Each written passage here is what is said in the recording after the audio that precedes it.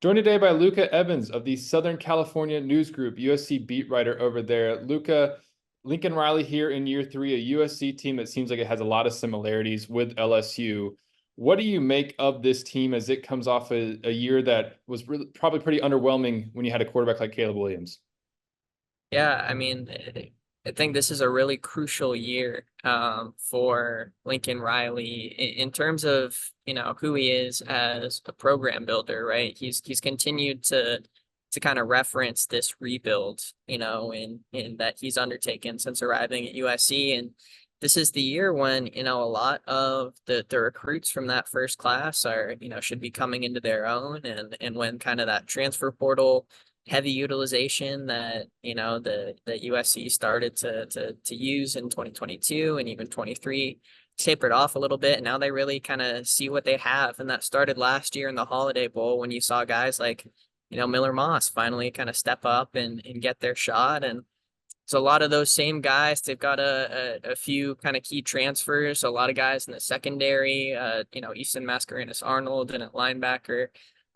Defensively, I think they'll be much improved. The question is how much improved to reasonably sustain Lincoln Riley's offense. And as you said, there's a ton of similarities to this LSU team. I think the Miller Moss Garrett Nussmeier matchup is fascinating from a standpoint of I don't think you're going to see too many more quarterback generations who are going to stick it out like they did just in this era. So, but all in all, I think it's a really crucial year, like I said, for Lincoln Riley and USC. I think the outlook is uh, more positive in a sense than it was last year, but there is not as much apparent talent. And so this is going to rely heavily on coaching and defensive improvement for them to get where they want to go.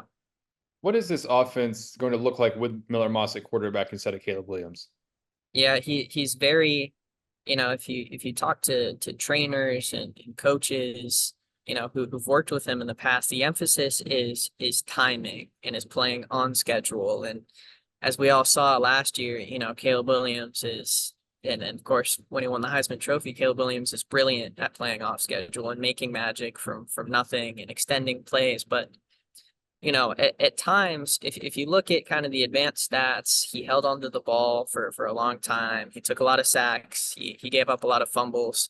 And for all the goodness in Lincoln Riley's offense, that didn't quite mesh as well at times last year. Part of that was a shaky offensive line, which Miller Moss may have to deal with. We'll see. But Moss, his strengths, he's not gonna, extend plays like Caleb Williams did. He's not gonna make that same kind of magic. He doesn't have quite the physical attributes, but he can execute Lincoln Riley's offense at a really high level. He knows how to get the ball out. He knows how to get the ball out quick. He'll thrive in kind of that spread style offense. And it's a matter of, does he have, there's a wide range of receivers at his disposal. Do all those kind of sophomores coming up step up? Can they, develop from a leadership standpoint? Can the offensive line give him, the time to kind of go through his progressions and make the right reads? And, it's impossible to replace a Caleb Williams, but I think they have a chance of just looking like a different offense entirely. And I don't think that is one that will be necessarily worse. I think they have a chance to be maybe not quite as good, but in that same area as they were last year. And we've never really seen a Lincoln Riley offense take a massive dip. So that's going to be something. And they still have the talent to be great on that end. What you're talking about with the defense is so similar to how we're talking about LSU's defense in terms of, well, they should be better. It looks like they're better. But when you look at that group and what you've learned about it throughout the preseason, what are the areas that could be strengths and what are the areas that there are still concerns that could end up making a difference here in this game against LSU? I think the secondary, my impression is, frankly, the secondary could be maybe the deepest position on the roster, which is, a pretty crazy statement considering what we saw at times last year. They brought in, a few transfers with some really solid experience. DeCarlos Nicholson from Mississippi State. Reedy Vance Jr. from Florida State, John Humphrey from UCLA, and then safeties Kamari Ramsey from UCLA, Akili Arnold from Oregon State. A lot of Pac-12 guys, a lot of guys just veterans with good experience, a lot of new length in the secondary, and his coaching staff. Danton Lynn is a secondary guy through and through.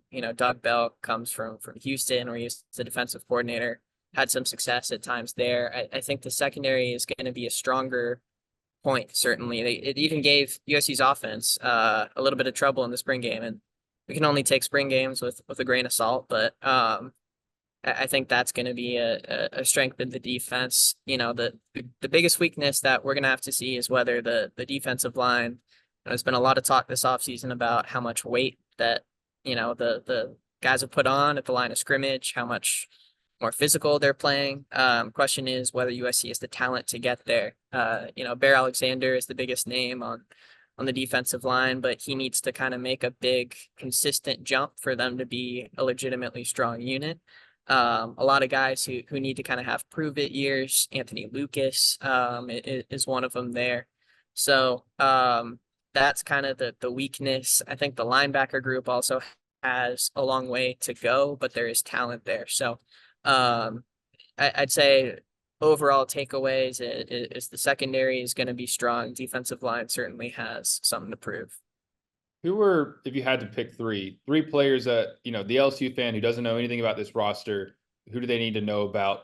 Who should they maybe be fearful of in this game?